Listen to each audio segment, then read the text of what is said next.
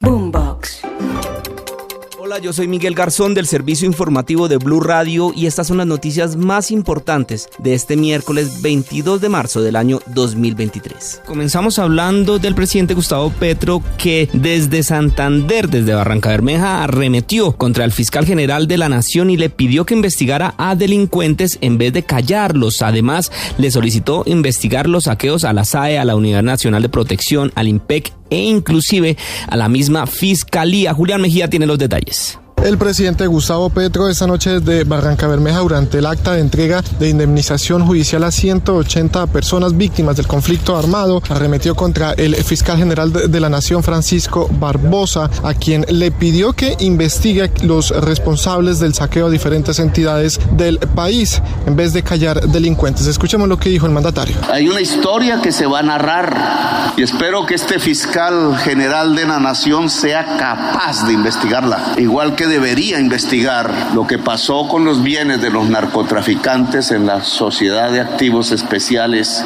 igual que lo que pasó con la mafia de la UNP. El presidente Gustavo Petro también cuestionó a quienes lo critican y lo señalan de mafioso por buscar, según él, el perdón social. Dice él que lo que trata es de buscar la reconciliación en el país, acogiendo una tesis filosófica e incluso de la Iglesia Católica por parte del Papa Francisco. Muy bien, Julián, muchas gracias. Pues precisamente al cuestionar el aumento de la violencia en las regiones del país, el fiscal general Francisco Barbosa le pidió al presidente Gustavo Petro, por su parte, que derogue los otros 4 decretos de cese al fuego con grupos armados ilegales, así como lo hizo con el Clan del Golfo, Duván.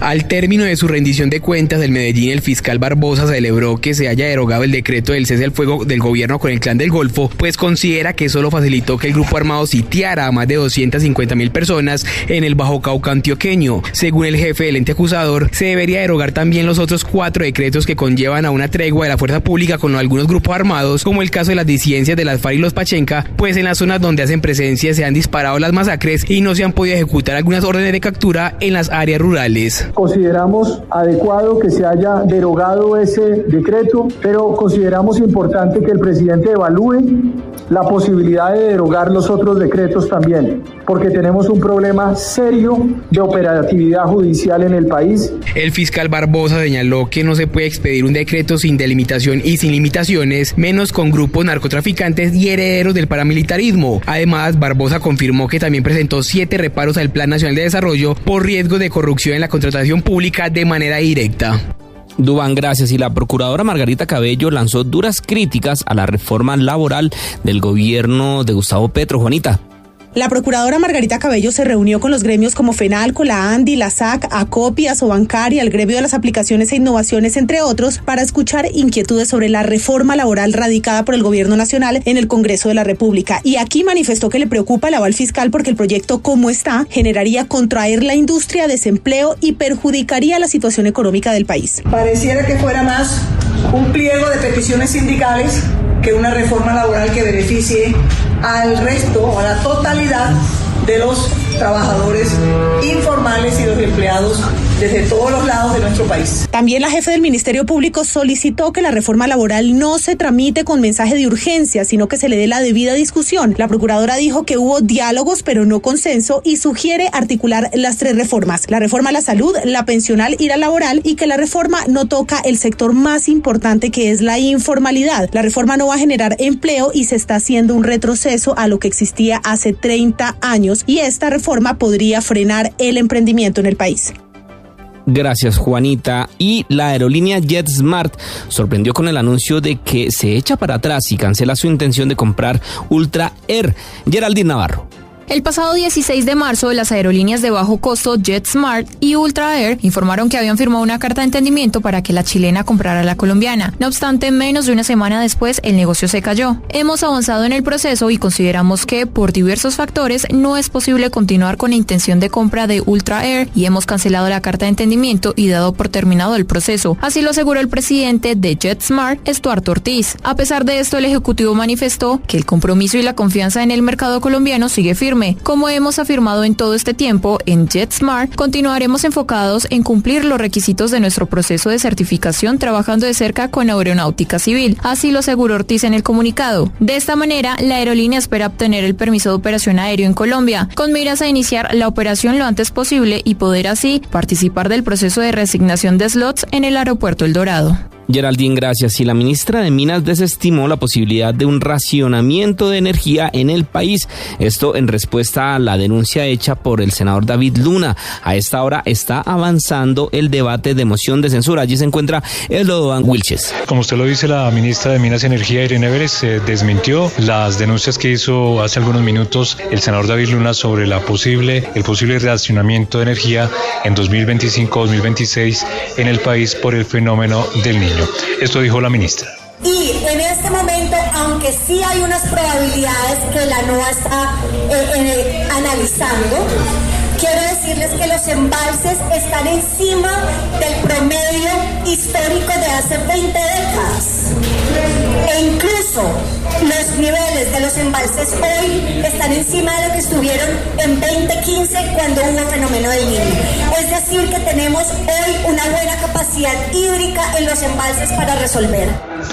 Le cuento, Miguel, que a esta hora avanza la moción de censura contra la ministra. Ya se están produciendo las últimas intervenciones y tanto el Partido Liberal como el Partido Conservador anunciaron que van a apoyar a la ministra, es decir, no van a votar la moción de censura. Muy bien, Slobodan, muchas gracias. Y el embajador de Colombia en Venezuela, Armando Benedetti, afirmó que no hay una solicitud formal de extradición de alias Castor, un señalado cabecilla de la banda Los Costeños, que está preso allí en el vecino país y al que las autoridades responsabilizan por múltiples asesinatos en el departamento del Atlántico. Ingel de la Rosa. Al ser consultado por la posibilidad de que Jorge Eliezer Díaz Collazo sea extraditado desde Venezuela a Colombia para responder ante la justicia por los asesinatos y extorsiones que al parecer estaría ordenando desde una celda del vecino país, el embajador de Colombia, Armando Benedetti, reconoció que todavía no existe una solicitud formal para traer de vuelta al señalado cabecilla de la banda criminal Los Costeños, al que todos conocen como alias Castor. La embajada, el único trámite que está en cooperación judicial es con la extradición y no ha llegado a extradición. La extradición la hace el ministro de Justicia de aquí, se la manda al canciller, el canciller a la embajada, yo al canciller y ellos a su vez. Entonces eso no ha llegado. Justamente esta semana el alcalde de Barranquilla, Jaime Pumarejo, reclamó al gobierno nacional por qué no ha solicitado la extradición de Castor, siendo que una disputa entre este hombre y su viejo amigo Digno Palomino habría sido la causa de masacres como la ocurrida el pasado domingo en el centro de la capital del Atlántico, donde 5 personas murieron y otras 14 resultaron heridas a bala.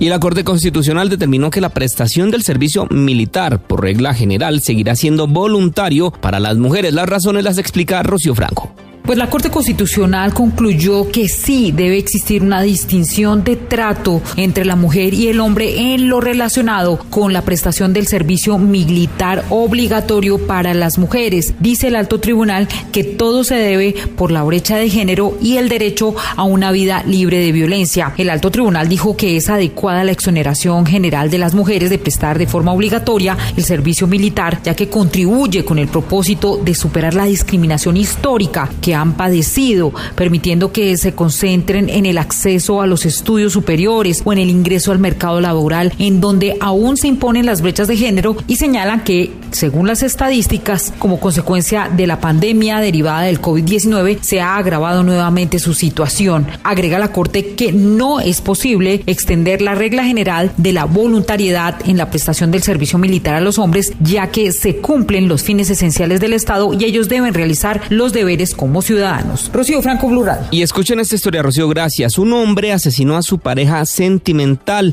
con el cable de la plancha mientras sostenían relaciones sexuales en una vivienda en el sur de Bogotá. Este hombre de 25 años se entregó de inmediato a la policía. ¿Qué fue lo que pasó, Felipe García?